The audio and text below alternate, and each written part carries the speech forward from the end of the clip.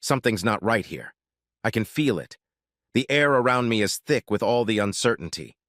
It's suffocating me, ripping the breath from my lungs. Perhaps I'm overreacting. That's what I've been told. Maybe my personal biases and hindsight make me see what isn't there. Or not seeing what is. I don't. All I know is that I feel like I've just been handed a crappy cheese, lettuce, and tomato sandwich and told it's a quarter-pound cheeseburger. Isn't that a good hamburger, Paul? No, asshole, it's crap. With me in this crowded restaurant are my wife and her best friend. As usual, they're sharing secrets they don't tell me. The hard-to-see glances they cast at each other when they think I can't see tell a story their mouths aren't telling. As annoying as it is, it happens a lot. But somehow today feels different. Something else is in the air. I don't know why I have this feeling, but there it is. They've known each other since they were kids. Best friends since junior high school. They joined the cheerleading squad at the same time and have been inseparable ever since. Even after they graduated high school and went each to their own colleges, they remained close. Their relationship has always annoyed me. I know it's irrational. I was never going to prescribe to my wife who she can and cannot be friends with. I don't own her. We are partners, not master and slave. But still, she chose me, for better or worse. Until death do us part. We are joined for life. If there's some aspect of their friendship that I'm not happy with, it needs to be addressed somehow, not swept under the rug. But that's exactly what she's doing. She says I'm making a big deal out of it, overreacting. Her family tells me the same thing. Paul, you have to understand. They tell me he's like a brother to Cece. Yeah, you heard me right. Like a brother. I mean, her best friend is a man. Of course, you're probably going to say what everyone else is probably going to say. They look at the fact that he was a cheerleader and assume he's gay and that I have nothing to worry about. Wrong. Gary, her best friend, is 100% straight. In high school, he had more cheerleaders than he did quarterbacks. He has seen them all naked at one time or another. He was always at the bottom of the pyramid, which meant he spent most of his time looking at their asses and grabbing them. He had to make sure he grabbed them right so they wouldn't fall over. If that meant he had to hold on especially tightly to a soft pair of buttocks, by golly, that's exactly what he had to do. My wife thought it was hilarious. The fact that he used his knowledge of the women on the team to hook up with most of the girls at school, between the two of them, it's like a walking joke. She tells him how disgusting he is and giggles uncontrollably the whole time. I know most of you are ready to ask the million-dollar question. I can already hear it. I've asked myself that question hundreds of times, and I'll give you the same answer I give myself. No. According to them, Gary and my wife never made it to the end. But doesn't that raise a bunch of other questions, like, what the hell does that mean? What is to the end? If they didn't reach the end, how far away is that end? Isn't that what sows doubt? Not to the end means that that thing did happen. Asking these questions makes me look like an insecure ass. People look at me with a really dude look and shake their heads. I've never gotten a straight answer, at least not one that completely satisfied me. It's always been a point of contention between us. I love Cece, I trust her, but there is always that nagging feeling of insecurity. She tries to make me forget about it, always dragging me out on dates with Gary and his wife. Oh, yeah, sorry, I forgot to mention that. He's married. Yet another reason why I should chill out. Anyway, Sierra, CC, has always tried to bridge that gap between Gary and me. I know she wants us to be friends, and honestly, I could see that Gary was trying too. So I let my guard down and relaxed a little. The problem is, we have nothing in common. He doesn't watch sports, doesn't work with his hands, and never wants to do anything that would make him sweat. My hobbies, on the other hand, include going to the gym, working on my car, and bowling. He likes dancing, roller skating, and window shopping. I know, sounds gay. I see he fooled you too. No matter how hard I try, I just can't get close to Gary. He and I realized that a while ago, and we stopped trying. We are cordial with each other, but neither of us likes being dragged out and forced to hang out with each other for my wife. We just don't have the guts to tell her that. So whenever I can, I find reasons why I can't hang out with the four of them. Cece's usually disappointed when I get bored, but after a while, it became the new normal. Over the years, she still invited me to come over and let me know I was welcome, but didn't really expect me to show up. Today, when she invited me to have lunch with Gary and his wife, I decided to go hang out with them.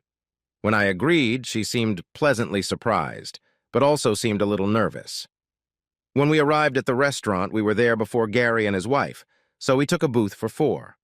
About 10 minutes later, Gary showed up, without his wife. He walked up to the booth with a big smile on his face. When he saw me, his smile became less genuine and more strained. I sensed a change in temperature. Cece also seemed more anxious than usual. She talked a lot, but nothing worthwhile. It seemed more like an attempt to cover up an awkward silence rather than a smooth conversation. I, on the other hand, was put on high alert by this unpleasant atmosphere. My senses were heightened. I was acutely aware of everything, including the furtive glances they threw at each other. There was something else there. When we left the restaurant, I couldn't focus. As we walked to the car, my thoughts scattered in different directions. Cece was still very talkative, all the while not saying anything of substance. It was just getting annoying. "What's going on between you and Gary?" I suddenly asked, interrupting her meaningless sea of useless words. She stopped and looked at me with her mouth open in surprise. "I realize you guys are mad at me at this point. I broke rule number 1. I suspected my wife of cheating on me. At this point, I should have pretended everything was fine, secretly made contact with a private investigator, and then, while he was watching my wife, I should have maintained her false sense of security so that she would let her guard down and make a mistake. Fuck that shit." "Paul, what are you talking about?" she asked me. I have to admit, she did look genuinely confused. "I'm talking about you and Gary. What's going on?" "Paul, you're not making any sense." "Okay," I said, stopping. "Let me ask you a simpler question. Are you sleeping with him?" "What?" she gasped, completely shocked. "Sleeping with Gary?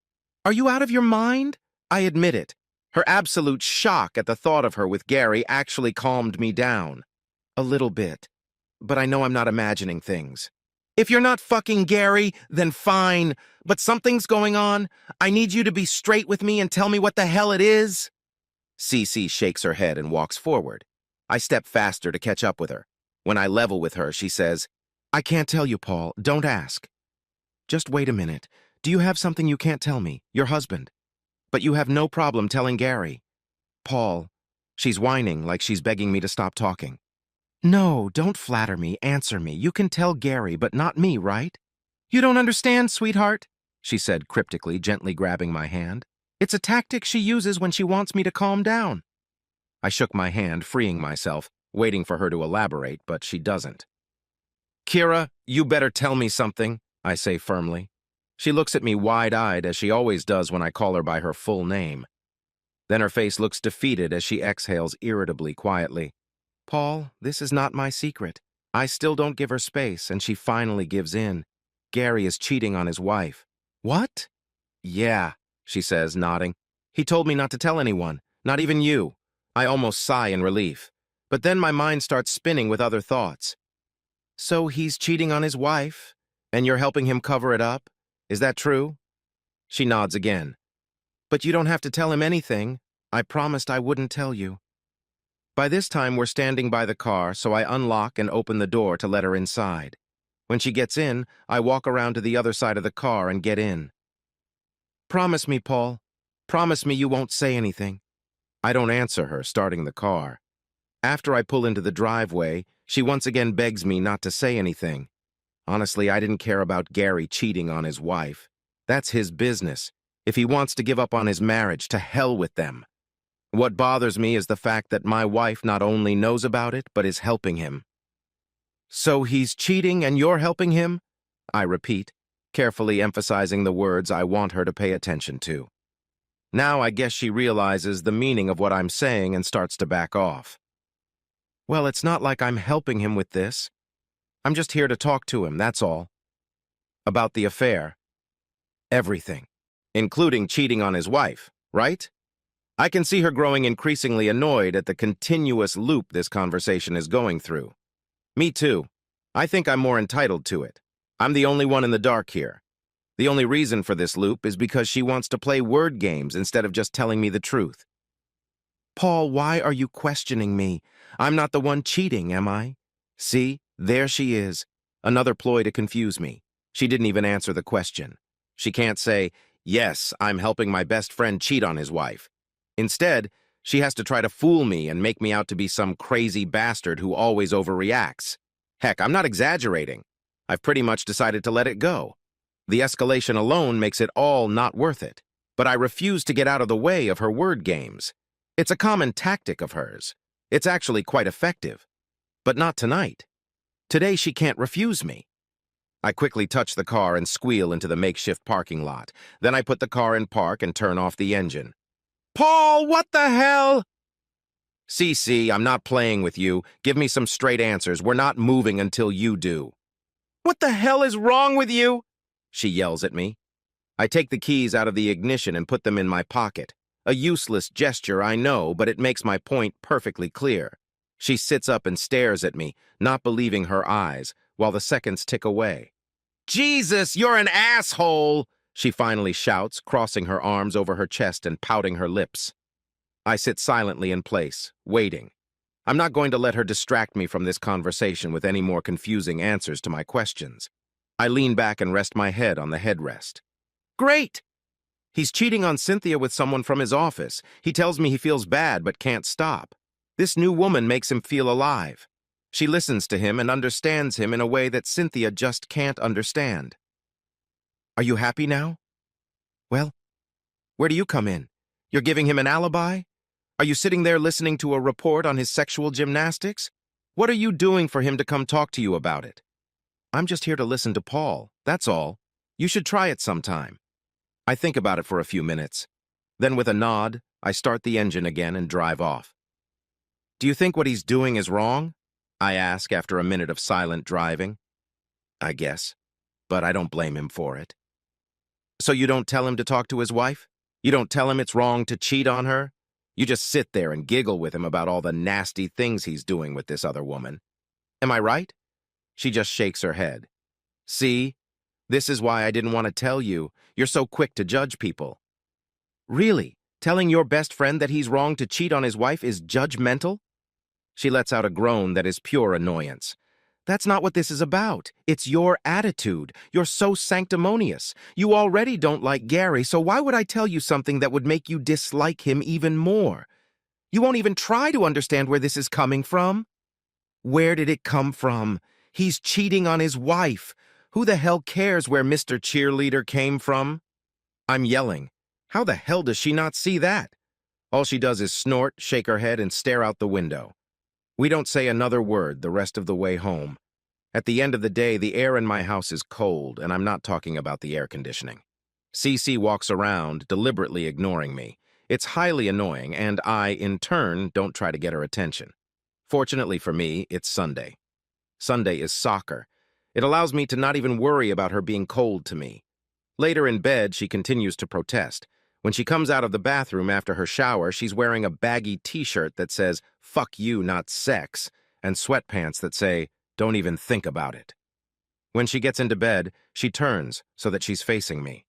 For a minute or so, we lie in dark silence. Each of us tries to outsmart the other. Finally, I have had enough. I have to bring up the question that has been bugging me all day. "CCC, what if you were cheated on by me?" Before I can finish, she instantly turns to face me. The movement is so quick, so sudden, it pulls the blanket off me. Her face is a mask of anger. "If you were cheated on by me," I continue, "wouldn't you want Mike, my best friend, to be as cavalier as you are? Wouldn't you want him to tell me how wrong it was? Or wouldn't you want him to sit quietly and tell me different stories?" I see her eyes begin to fill with tears, but she doesn't soften. "That's not what I do, Paul. I told you. I'm just listening. He's my best friend. I'm not going to judge him, just like Mike wouldn't judge you. Besides, I hope Mike at least tries to find out why you feel the need to cheat. That's what I'd like to know. Why? I'd like to know what it is that you're not happy with me about so I can fix it. Wouldn't you like to know that?" I guess I would. I soften. Finally, I give up. I have to accept the fact that we won't look each other in the eye. Besides, I'm not going to let Gary's infidelity get in the way of my wife and me. It's already cost us one day together. We could have spent today having fun. Instead, I watched all the games I could find, and she did whatever she wanted. Now I'm not having any sex. Look, Cece, I'm sorry, okay? I still think it sucks. And I don't like that you seem okay with your best friend cheating, but I'm not going to hold you accountable for it. Can we please put an end to this Cold War? Her eyes glisten with tears and she nods. Okay, I'm sorry. You're right. We shouldn't be fighting. She moves closer to my side of the bed and wraps her arms around me. We kiss with a deep, passionate kiss. That kiss was both a white flag of surrender and an apology. It was also imbued with a promise of love and understanding. Even though we had argued and disagreed with each other, we were still lovers and spouses. I love you, Cece, I say while my hands find the waistband of her sweatpants. She doesn't stop me from slowly pulling them down. She even lifts her hips to help me. I love you too, Paul, she says as I pull her pants off. Her eyes are full of fresh tears.